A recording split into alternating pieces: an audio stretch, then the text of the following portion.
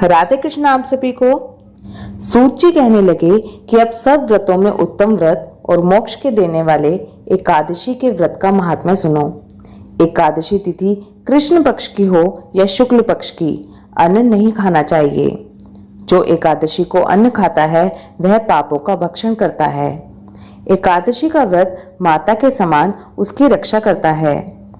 दशमी तथा द्वादशी को भी एक समय ही भोजन करना चाहिए। नारद जी कहते हैं कि गंगा के समान तीर्थ नहीं, माता के समान गुरु नहीं, विष्णु के समान देव नहीं, अन्न न खाने के समान तप नहीं, तथा शांति के बराबर सुख नहीं, सत्य के बराबर ज्योति नहीं, कार्तिक के समान मास नहीं, ज्ञान के समान लाभ नहीं, तथा एकादशी के समान व्रत नहीं। व्रत करने वाला प्रातः समय उठकर भगवान का पूजन करे, पुराणों की कथा सुने, एकादशी की रात्रि को जागरण करे। नारद जी कहने लगे कि हे राजन, अब एक इतिहास सुनो। नर्मदा के तट पर गालव ऋषि का अति शोभायमान आश्रम था। मालव का भद्रशील नाम का एक पुत्र था जो विष्णु का परम भक्त था। वह बालकों के साथ भगवान की मूर्ति बनाकर पूजन किया करता था। साथ ही बालकों को उपदेश दिया करता था कि वह भी भगवान का पूजन करें तथा एकादशी का व्रत करें। बालक भी उसका उपदेश सुनकर वैसा ही किया करते थे। अपने पुत्र के चरित्र को देखकर एक समय उसके पिता गाला ऋषि ने उससे पूछा कि भद्रशील, तुम सदैव भगवान विष्णु की पूजा में लगे रहते हो, यह उपदेश तुमको किसने दिया? यह बात सुनकर भद्रशील कहने लगा कि पिताजी, आपको अपने पूर्व जन्म का वृतांत सुनाता हूँ। पहले जन्म में मेरा जन्म चंद्रवंश में हुआ था। धर्म कीर्ति मेरा नाम था। दत्तात्रेय जी से मैंने शिक्षा दीक्षा ग्रहण की। मैंने 1000 वर्ष तक राज्य किया। उस काल में मैंने अनेक धर्म तथा पाप के कर्म भी किए, परंतु दैववश में बुरी संगत में पड़ गया और वेद मार्ग छोड़कर पाखंड मार्ग पर चल पड़ा। मेरे इन आचरणों को देखकर प्रजा भी पाप के कर्म करने लगी। इस प्रकार धर्मशास्त्रों के कथनानुसार प्रजा के पाप का छठा भाग मुझको भी मिलने लगा। एक दिन हम शिकार खेलने के लिए वन में गए, अतएव सारे दिन भूखे और प्यासे ही रहे, खाने को कुछ नहीं मिला। घूमते फिरते हम मार्ग भी भूल गए और शाम को नर्मदा नदी के किनारे पर पहुंच गए।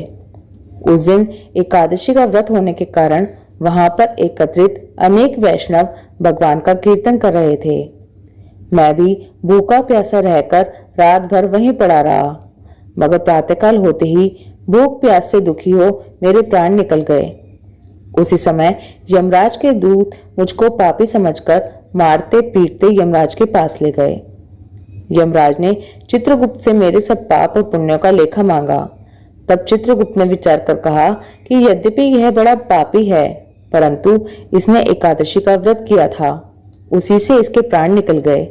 इस कारण इसके समस्त पाप क्षय हो गए हैं। यह सुनकर यमराज तत्काल अपने सिंहासन से उठकर खड़े हो गए और हाथ जोड़कर मुझसे बोले कि क्षमा करना, हमसे भूल हो गई।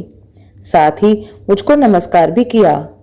फिर अपने दूतों को धमकाकर कहने लगे, जो मनुष्य भगवान के नामों का जप करता हो उसको कभी हमारे पास मत लाओ। जिसने अनजाने में भी एकादशी का व्रत किया हो तब भी उसके सब पाप क्षय हो जाते हैं और उसको हमारे पास आने की आवश्यकता नहीं पड़ती। इसके बाद यमराज ने मेरा पूजन किया और फिर मुझे सुंदर विमान में बिठाकर विष्णु लोक को भेज दिया। हजारों वर्ष इंद्रलोक तथा विष्णु लोक में रहने के पश्चात अब फिर मैंने यहाँ पर जन्म लिया है। जो कोई इस कथा को पढ़ता है और सुनता है उसके सभी पाप नष्ट हो जाते हैं।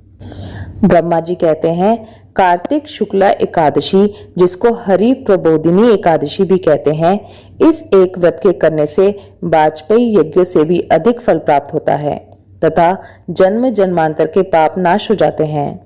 जो 4 महीने का चातुर्मास व्रत होता है वह भी इसी दिन समाप्त होता है। इस दिन व्रत रखकर ओम नमो भगवते वासुदेवाय इस मंत्र का जाप करना चाहिए। तत्पश्चात रात्रि को जागरण करे तो सब एकादशियों का फल प्राप्त हो जाता है। भीष्म पंचक व्रत कार्तिक शुक्ला एकादशी से आरंभ करके पूर्णिमा को समाप्त होता है। इस दिन ऋषि व पितरों का तर्पण करना चाहिए। भीष्म पंचक में नित्य ही भीष्म जी का तर्पण करना चाहिए। वसु के अवतार शांतनु के पुत्र, चंद्रवंश में उत्पन्न, व्याघ्रपत्र गोत्र, संस्कृत प्रवर वाले, संतति रहित, गंगा के पुत्र, सत्यव्रती, आजन्म ब्रह्मचारी भीष्म जी का तर्पण करने से संपूर्ण वश के पाप नष्ट हो जाते हैं। भीष्म पंचक व्रत करने वाला पूर्णमासी व एकम को ब्राह्मणों को खीर का भोजन कराए तथा दान दक्षिणा देकर उन्हें संतुष्ट करे और उसके पश्चात ही खुद भी भोजन करे। ओम नमो भगवते वासुदेवाय नमः। राधे कृष्णा।